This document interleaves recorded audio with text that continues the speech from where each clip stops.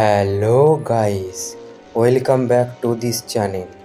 এই দুনিয়ায় কিছু না কিছু অলৌকিক ঘটনা কারো না কারো সাথে ঘটে থাকে। সেই পারলৌকিক ঘটনাগুলোকে সকলের কাছে প্রকাশ করা হয় এই চ্যানেলের মাধ্যমে। এই চ্যানেলের মূল উদ্দেশ্য হলো কাউকে ভয় দেখানো নয়, বাস্তবে যা ঘটেছে কেবলমাত্র সেটাকেই তুলে ধরা। আপনারা ঘটনাটিকে কিভাবে নেবেন সেটা সম্পূর্ণ আপনাদেরই ব্যক্তিগত ব্যাপার। যদি আপনাদের সাথেও এমন কোনো ঘটনা ঘটে থাকে তাহলে আমাদের সাথে অবশ্যই শেয়ার করতে পারেন। আপনাদেরও ঘটনাটি পরবর্তীতে এই চ্যানেলের মাধ্যমে প্রকাশ করা হবে। চলুন তবে শুরু করা যাক আজকের ঘটনাটি সে কে এই চ্যানেলের মাধ্যমে। সাথে আমি সনব। আজকের ঘটনাটি সে কে। পশ্চিম মেদিনীপুরের একটি ছোট্ট গ্রামের শেষ প্রান্তে কালীদেবীর মন্দির আছে। তার চারিধারে ঘিরে মহাশ্মশান। তাই ওই কালীদেবীকে গ্রামের সকলেই শ্মশান কালী বলে ডাকে। আজ থেকে 9-10 বছর আগের ঘটনা।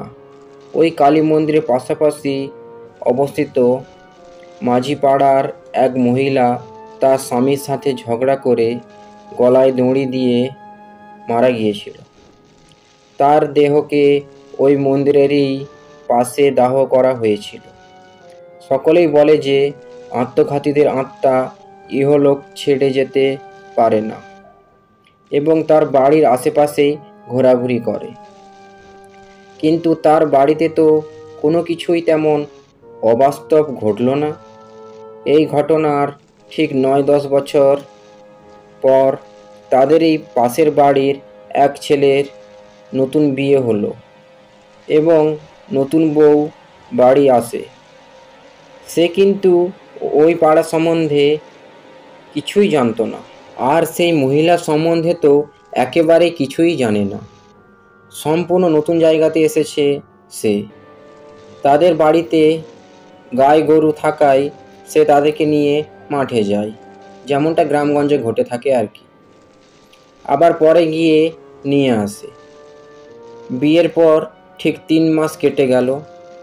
এরপর একদিন সে অজানা জায়গায় ভুল করে শ্মশানের কাছে গরু বেঁধে দিয়ে আসলো। দুপুর 1:30টায় যখন সে গরু আনতে গেল তখন তার বাথরুম লাগলে সে সেখানেই বাথরুম করলো। গ্রামগঞ্জে যা হয় আর কি। এরপর সে বাড়ি ফিরে এসে স্নান করে খাওয়া দাওয়া সেরে নিদ্রায় গেল।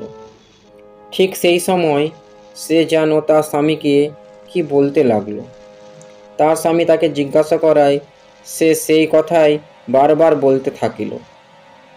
তার স্বামী বাড়ির সবাইকে ডাকে এবং তার স্ত্রীকে দেখায়। তখন সবাই তাকে বাইরে ধরে নিয়ে আসে। প্রায় 7-8 জন মিলেও তাকে নিয়ে আসতে হিমশিম হয়ে পড়েছে। যখন তাকে নিয়ে আসে তখন সে কিছুতেই বাইরে আসতে চাইছিল না, তবুও তাকে জোর করে নিয়ে আসে। ঠিক এই সময় হইচই শুনে পাড়ার সকলেই ভিড় জমালো। তখনও সে একই কথা বলতে থাকলো। তখন পাড়ার এক বয়স্ক মহিলা শুনে বলল যে সে মালতীর কথার ন্যায় কথা বলছে কেন, এবং তার দেখা তার 1 বছরের ছেলের কথা জিজ্ঞাসা করছে কেন। এখন তার বয়স 10 বছর হবে।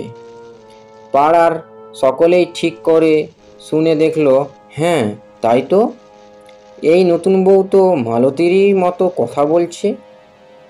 আর কেনই বা তার ছেলের কথা জিজ্ঞাসা করছে।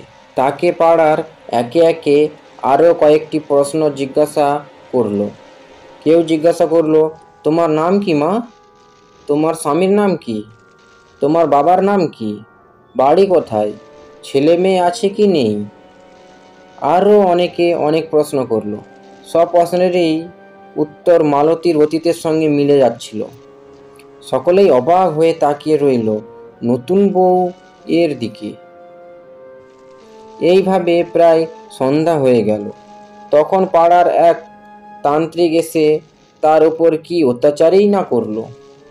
কখনো ঝাড়ু দিয়ে চাপড় মারলো, কখনো বা জুতো শোঁকালো, আবার কখনো বা তন্ত্রমন্ত্র পড়ে ঝাড়ফুঁক করতে লাগলো। প্রায় 2 থেকে 3 ঘন্টা পরে অত্যাচারিত মহিলা ক্লান্ত হয়ে জ্ঞানহীন হয়ে পড়ল। তখন তান্ত্রিক আরও কিছু শেকড় দিয়ে বাড়ির লোককে বলল ওকে কবজ করে পরিয়ে দিতে। পাড়ার সকলেই বাড়ি ফিরে গেল। সকলেই আলোচনা করতে করতে ফিরল।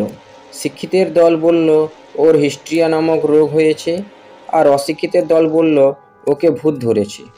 তবে যাই হোক, ওর যদি হিস্ট্রিয়া রোগ হয় তাহলে ও সম্পূর্ণ নতুন জায়গাতে এসে ওই মহিলা সম্বন্ধে এত কিছু জানলো কী করে? আর যদি ভূত বলেও কিছু থাকে তাহলে 10 বছর পরেই বা কেন বেরোলো? এতদিন কোথায় ছিল? নতুন বউ হয়ে নতুন জায়গার এত কিছু জানলো কী করে? তাও আবার মালতী সম্পর্কে?